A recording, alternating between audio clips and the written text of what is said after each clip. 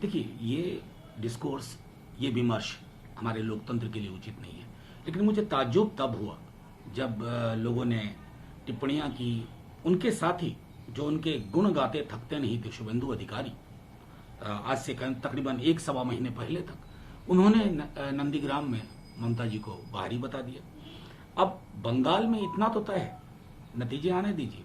बंगाल में अगर कोई अस्मिता के प्रश्न पर एक साथ खड़ा है तो वो ममता के साथ खड़ा है।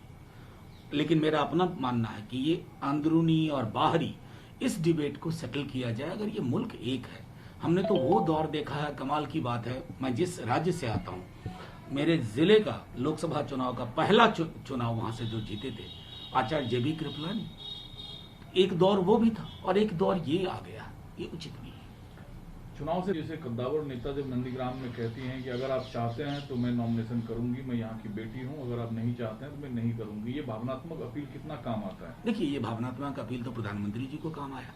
वाराणसी में उन्होंने कमोबेश यही बयान दिया था 2014 में, कमोबेश यही दम कि बताओ आप लोग क्या करें। तो ये एक कनेक्ट करने का तरीका होता है। जब आप सभा में ये कहते हैं और जब करतल ध्वनि में लोग आपसे कहते हैं कि नहीं आप आइए, तो एक संदेश में सामने बैठता है। दूसरा सर, उत्तराखंड को 4 साल सत्तासीन रहने के बाद आज इस्तीफा देना पड़ा, इसको आप कैसे देखते हैं? देखिए, उत्तराखंड अपने आप में ये भी आपको बता रहा है कि बीजेपी के अंदर क्या चल रहा है। भ्रष्टाचार के बहुत आरोप लगे थे सर, उच्च न्यायालय तक ने संज्ञान लिया था, लेकिन उस पर पर्दा पड़ा रहा। आज जब उनके से संभला नहीं तो ये परिस्थिति पैदा की गई। इस्तीफा उन्होंने दिया नहीं है, उनसे दिलवाया गया है। और बहुत सारी चीजें कमोबेश आने वाले दिनों में सामने नजर आ जाएंगे।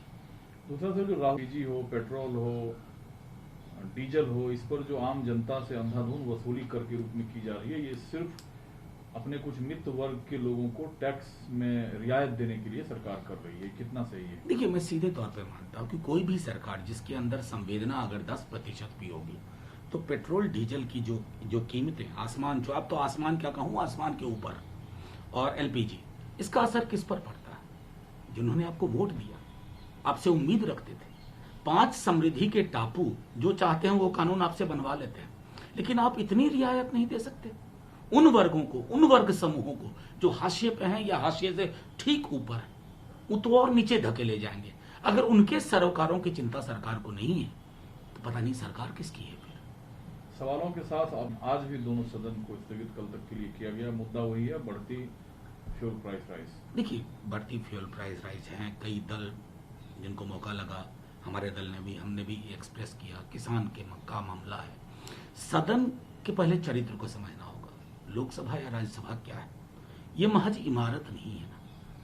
इस इमारत के अंदर जो प्रक्रियाएं हैं उसमें अगर लोगों के सरोकार पर चर्चा ना हो तो इसको हम बेजान इमारत बता देंगे ना, फिर तो ये बेजान इमारत होगी और वो किसी के लिए भी अच्छा नहीं है, सत्ता पक्ष या विपक्ष। संसद के अंदर एक प्रक्रिया तो ऐसी बहाल की जाए कि जो इमीडिएट प्रेसिंग कंसर्न हो उस पर कोई वक्त निकाला जाए और उस वक्त में उस पर चर्चा हो। कई दफा सामूहिक चर्चा से हल भी निकलता है, ऐसा हमने पीछे देखा है, ऐसा आगे भी देखेंगे। पश्चिम बंगाल में जो रारों के सहारे आपको लगता है आगे बढ़ रहा है, आज उसी कड़ी में ममता बनर्जी भी जुड़ गई? नहीं, ममता बनर्जी जुड़ गई, ये प्रधानमंत्री जी भी परसों गए थे तो राम मंदिर 370 न जाने, जिसका बंगाल से सीधे तौर पे कोई वास्ता नहीं है।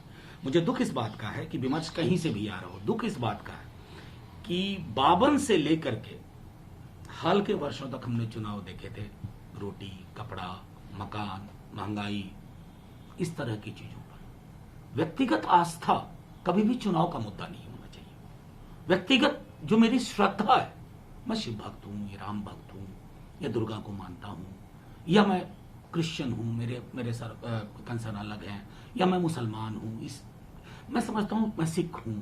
ये चीजें अगर चुनाव में, लोकतंत्र में आती हैं तो ये लोकतंत्र को मैं समझता हूं कि चोटिल करती हैं।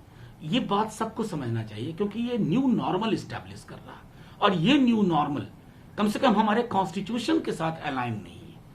आप देखिए सर, जो दोषी ठहराया उस पर रविशंकर जी सामने आते हैं और वो कहते हैं कि कांग्रेस लेफ्ट एक तरफ खड़ी थी। सलमान खुर्शीद साहब ने कहा कि सोनिया मैडम की आंखों में आंसू था उनके लिए, इससे क्या कुछ साबित होता है? मैं देखिए, आज हमारे कानून मंत्री ने भी जो बयान दिया, न्यायालय ने एक ऑब्जर्वेशन दिया, अब उस पर उसकी परिणति होनी चाहिए।